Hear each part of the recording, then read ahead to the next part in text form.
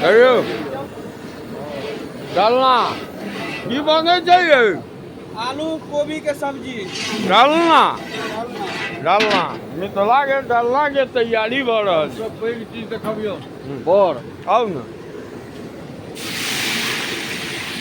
रहियो भरत भाई कभी से उड़ी नहीं मिथिला के पहचान अछि बर और बड़ी और भेले आ दोनों भी काज में मिथिला में बर आ बड़ी सबसँ फेमस चीज मानल गेलै है ओकरा। एहि के बगैर भोज के जे छै से शुद्धता नहीं कयल जाइ छै। बर आ रहियो ई भूखले प्यासे अछि बैसल नहीं बउआ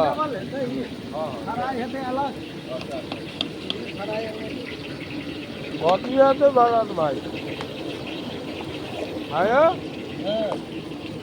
बर मिथिला के बर बर खाओ में नीक लगी खाय वाला बर हाँ हाँ ई खाय वाला बर भेल हाँ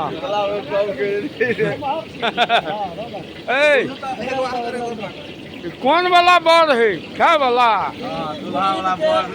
बेसन के बर बने छै। एहिमे गोटा जीरा देल जाइ छै, हींग देल जाइ छै, तब ओकरा मैग्नेट कयल जाइ छै, मिला के एकरा घोल बना के बर बनायल जाइ छै।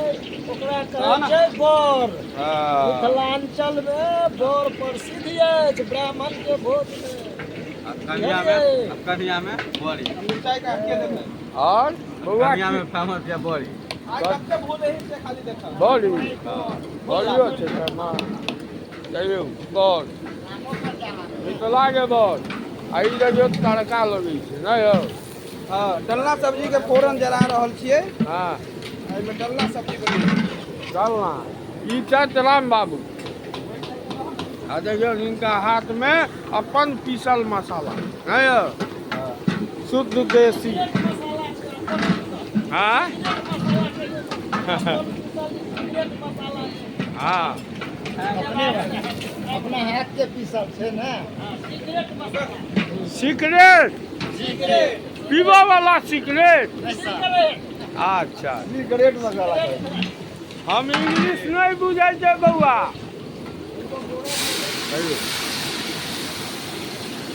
देखियो कते सुंदर तैयारी मिथिला में और शुद्ध मिट्टी चटनी ने आ साग बाकी है साग बस तैयारी लगभग 500-500 आदमी के ई भोजन बन रहा है सह न यो 600 आदमी के देखियो देखू आ कमेंट्स कऽ के बताओ ई सब बढ़िया बर बनबैया कि खराब। जय मिथिला।